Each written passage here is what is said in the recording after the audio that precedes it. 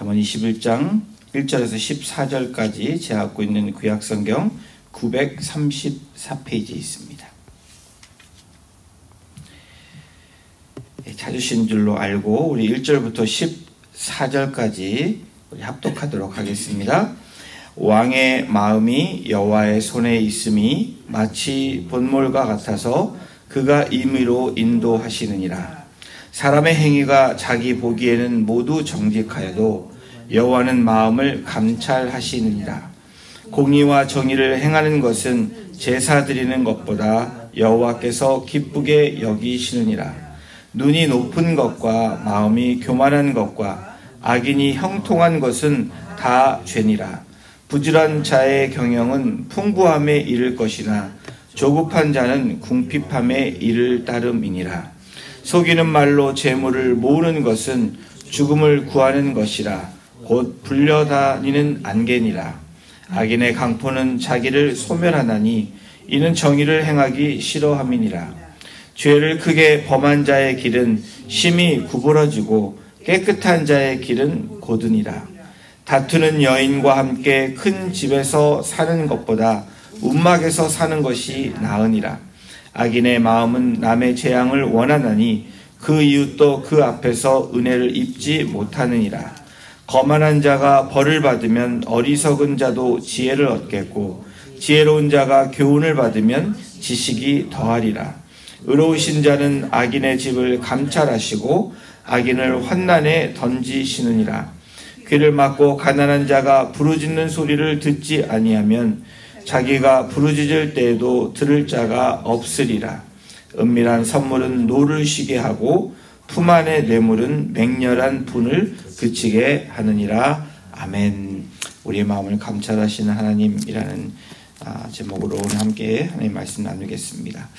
이 알렉산더 대왕이 이스라엘에 왔을 때 유대인이 이 알렉산더 대왕에게 다음과 같이 물었습니다. 왕께서는 지금 우리가 가진 이 은과 금을 갖고 싶지 않습니까? 라고 질문을 했습니다. 그러자 알렉산더 대왕이 대답하기를 나는 금과 같은 보화는 많이 가지고 있어서 그런 것은 조금도 탐나지 않는다. 다만 당신들 이 유대인들의 이 전통과 당신들의 정의가 무엇인지 알고 싶다라고 대답을 했습니다. 그리고 알렉산더 대왕이 이 이스라엘에 머무르는 동안에 두 명의 사람이 찾아와 이 랍비에게 상담을 하러 왔습니다. 사람이 다른 사람으로부터 넉마 더미를 샀는데 그 넉마 더미 속에서 많은 금화가 발견이 된 겁니다. 그래서 그런 넉마를 판 사람에게 나는 넉마를 산 것이니까 금화까지 산 것이 아닙니다 라고 얘기하면서 그러니 이 금화는 당신의 것입니다 라고 말을 합니다. 그러나 넉마를 판 사람은 그것을 산 사람에게 나는 당신에게 이 넉마더미 전부를 판 것이니 그 속에 들어있는 것까지도 당신 것이다. 이렇게 대답을 했다고 합니다. 요즘 세상과 정반대 이야기가 하고 있죠. 한참 두 사람의 이야기를 들은 랍비는 한참 고민을 하고 또 생각을 하더니 지혜롭게 이런 판정을 내립니다. 당신들에게 각각 딸과 아들이 있으니까 이 아들과 딸을 결혼시키십시오. 그래서 이 금과 은을 이 아들, 딸들에게 이렇게 물려주면 되겠습니다. 라고 이야기를 했다고 합니다. 그리고는 이 랍비가 알렉산더 대왕에게 질문을 했습니다. 알렉산더 대왕, 당신의 나라에서는 이런 경우에 어떤 판결을 내리겠습니까? 라고 그렇게 질문을 했더니 알렉산더 대왕이 아주 간단하게 이렇게 대답을 했다고 합니다. 우리나라에는 두 사람을 함께 죽이고 그 은과 금을 내가 가지면 됩니다. 이것이 내가 알고 있는 정의다 라고 답변을 했다고 합니다. 여러분, 우리가 알고 있는 정의, 공의, 이 세상의 공의와 정의는 자기의 이득이 되는 쪽으로 많이 생각을 합니다. 오늘 잠언 21장은 이 여호와의 주권과 왕의 통치에 대한 지혜의 말씀입니다. 이 왕을, 이 세상을 통치하는 이 왕과 지도자들에게 이 정말 하나님의 주권 그리고 진정한 공의와 정의가 무엇인지 이야기하고 있는 겁니다. 오늘 1절에서 3절에 보면 하나님의 주권 그리고 왕의 통치를 통해서 실현되는 진정한 공의와 정의에 대해서 설명을 하고 있습니다. 이 공의라는 이 단어, 이 히브리어 미시팟이라는 이 단어와 헬라어 다카이 오스네라는 이 단어, 이 헬라어 단어는 공의와 정의가 같은 단어로 쓰이고 있습니다. 이 공의라는 이 미시팟이라는 이 단어는 인간 상호 관계를 정하는 하나님의 공정한 심판, 이것이 바로 공의다라고 이야기를 합니다. 미시팟이라는 단어의 의미가 그렇습니다. 이 정의라는 이 채테크라는 이 히브리 말은 우리 인간의 사회생활에서 사람의 사회생활에서 인간과 인간 사이에 사람과 사람 사이에서 있어야 할 정당한 관계가 정의라는 이 채테크라는 단어로 사용하고 있습니다. 이 땅 위의 절대적인 왕이 제일 통치자죠. 제일 높은 권력을 갖고 있는 왕과 지도자들, 이 마음을 다스리는 지도자를 다스리고 왕을 다스리는 분이 여호와라고 이 잠언 기자는 밝히고 있습니다. 솔로몬의 잠언이라고 말한다면 솔로몬이 최고의 부와 이 권력, 이 모든 것을 누린 사람이었던 것을 감안하면 이 솔로몬이 뭐라고 이야기합니까? 이 절대적인 왕, 모든 지도자들의 다스리는 분이 바로 하나님, 제호바, 여호와라고 말하는 겁니다. 우리 잠언 21장 1절을 함께 같이 읽어보도록 하겠습니다. 시작. 왕의 마음이 여호와의 손에 있음이 마치 본물과 같아서 그가 임의로 인도하시느니라. 잠언의 21장 시작이 왕의 마음이 여호와의 손에 있다라고 시작을 합니다. 잠언 기자는 왕의 권위 그리고 여호와의 주권의 관계를 설명을 하고 있는데 어떻게 예를 들어 설명하냐면 물과 물길의 관계로 설명합니다. 세상의 권력을 가지고 행사하는 왕 또 지도자들이 이 땅에서 절대적인 이 파워, 이 권위를 가지고 행사하지만 여러분 결론적으로 어떻습니까? 물과 비교해서 물이 굉장히 중요합니다. 그러나 물이 흘러가는 방향이 물길이 정해져야 물의 파워가 생긴다는 것, 그것을 또한 말해줍니다. 다시 말하면 이 물길은 바로 하나님이시다라는 겁니다. 그 길을 인도하시는 분은 하나님이시다. 왕이 암만 위대해도 왕을 통치하고 인도하는 분이 하나님이다라는 것을, 여호와다라는 것을 말해주고 있는 겁니다.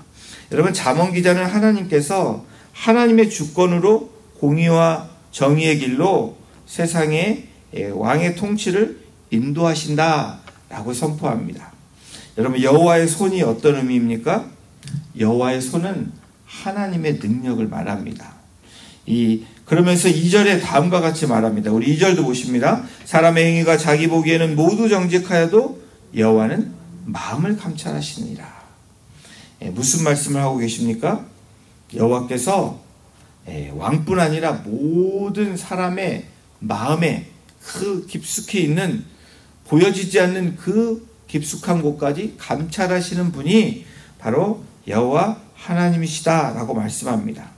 이 마음이라는 단어를 사용해서 왕의 통치가 세상의 원리와 방식으로는 공의롭게 또 때로는 정의롭게 보일지라도 여호와께서 왕의 깊은 마음 중심까지도 살피시는 주권자다라는 겁니다. 여러분, 겉으로 드러나는 모습보다 마음에 드러나는 이 정직에 대해서 더 중요하다고 말씀하는 의미이기도 합니다. 우리 하나님은 심령이 가난한 자를 사랑하십니다. 여러분 믿으시죠? 하나님은 우리의 중심을 보시는 분이십니다. 잠언 기자가 1절의 말씀을 더 부연 설명하면서 3절에 뭐라고 기록하고 있냐면 공의와 정의를 행하는 것은 제사 드리는 것보다 여호와께서 기쁘게 여기십니다. 이렇게 예배 사실은 예배가 중요하죠. 그런데 어떤 예배가 더 의미 있는 예배입니까? 사실은 신령과 진정으로 드리는 예배, 그 예배는 우리의 삶에서 하나님의 공의, 하나님의 정의라고 이야기한다면 그것을 우리의 삶에서 실천하는 그 삶이 더 중요하다는 것을 말씀합니다. 여러분, 이 의미는 무엇입니까? 우리가 말씀을 압니다. 말씀이 선포되는데 그 말씀을 붙잡고 사는 그 삶으로 살아내는 것이 더 중요하다는 것을 말씀합니다.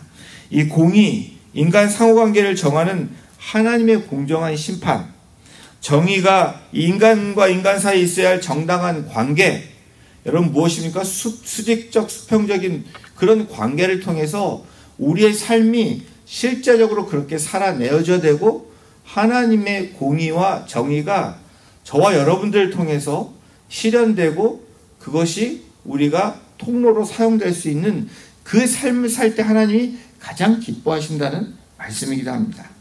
여러분, 사무엘상 15장에 사무엘과 사울의 이 대화 장면이 나오죠. 사무엘이 사울왕에게 이야기합니다. 사울왕이여, 당신은 하나님께 번제와 다른 제사를 드린다는 명목으로 하나님께 불순종했습니다 라고 아주 정확하게 꼬집어서 이야기를 합니다. 하나님은 그분의 목소리를 순종하는 것을 좋아하시지 그 목소리를 불순종한 다음에 제사 드리는 것을 기뻐하지 않는다라고 말씀하는 겁니다.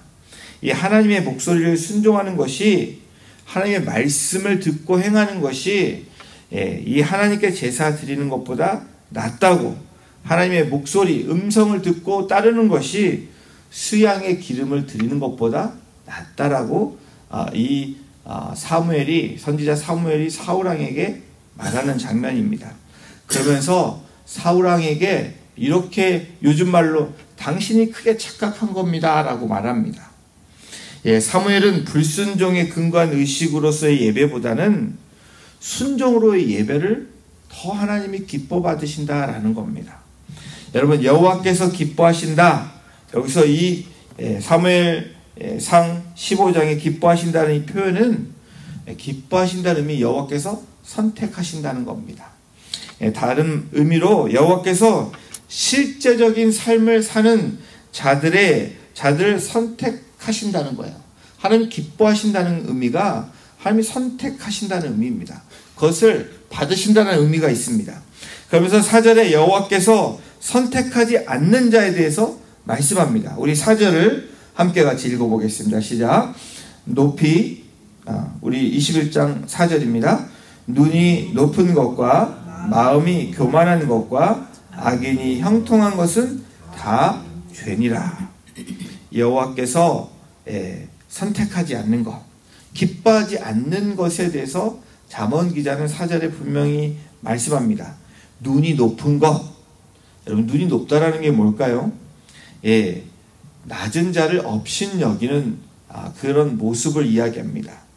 자신의 재물과 힘을 자랑하는 것, 나보다 못한 사람을 더 귀하게, 나보다 낮게 여기는 것이 아니라 누르는 그런 모습을 얘기합니다. 또 하나님이 기뻐하시지 않는 것, 선택하지 않는 자는 누구입니까? 마음이 교만한 자를 이야기합니다.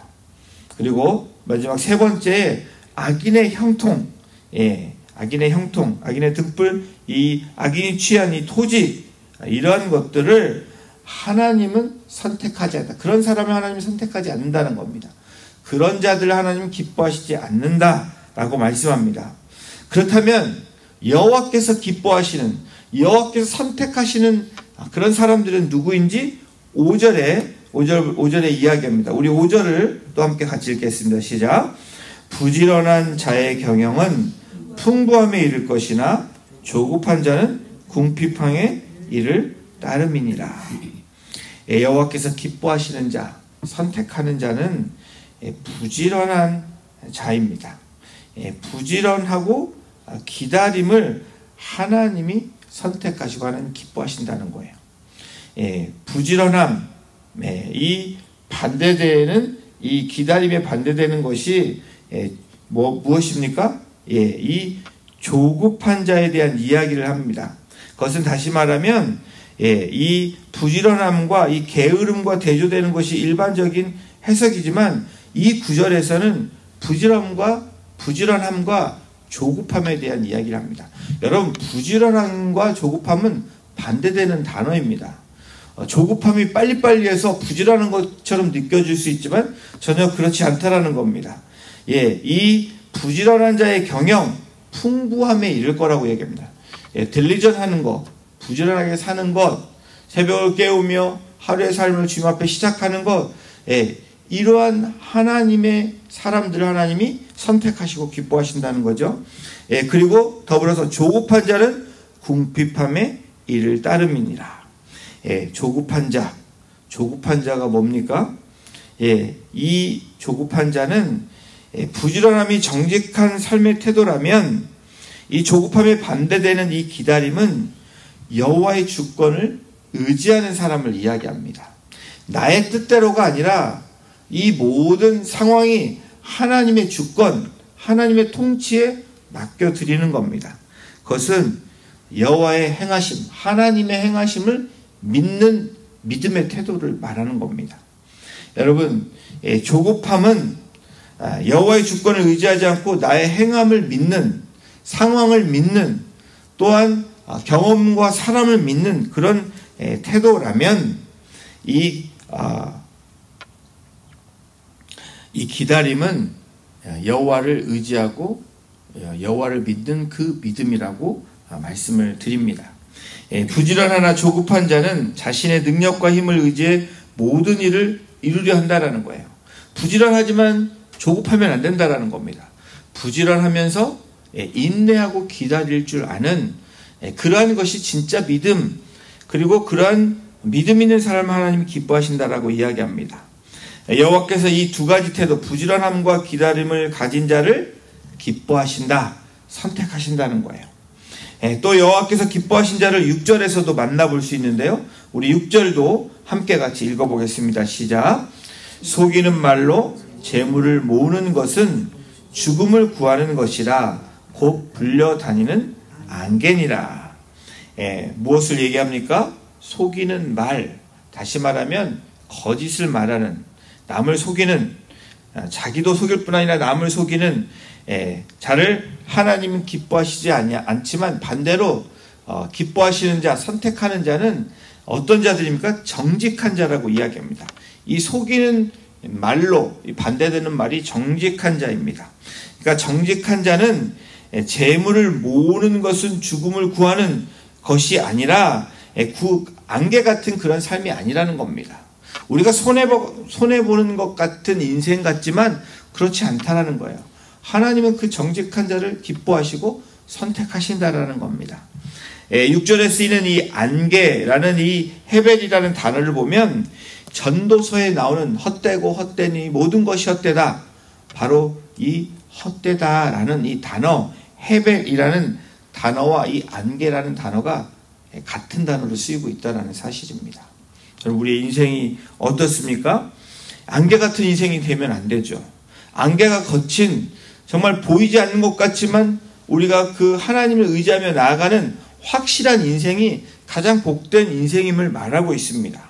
거짓말로 다른 사람을 속이면서 마치 모은 재물, 내가 쌓아온 이 업적들은 실체 없이 날아가 버리는 안개, 다시 말하면 수증기와 같다라는 거예요. 이러한 물질은 쉽게 사라져 버릴 수밖에 없다라고 이야기합니다. 그렇지만 여호와께서 기뻐하시는 자, 여호와께서 선택하는 사람은 부지런하고 기다릴 줄 아는 사람, 그리고 정직한 자를 말하고 있습니다. 그러면서 이 7, 8절에 보면 여호와께서 기뻐하시는 자에 대해서 이야기합니다. 누구를 이야기하냐면 정의를 행하기 싫어하는 자라고 7, 8절에 나와 있는데 하나님이 기뻐하시는 자가 누구일까? 바로 정의를 행하는 자라고 말하고 있습니다. 우리 7절, 8절도 함께 같이 읽어보겠습니다. 시작.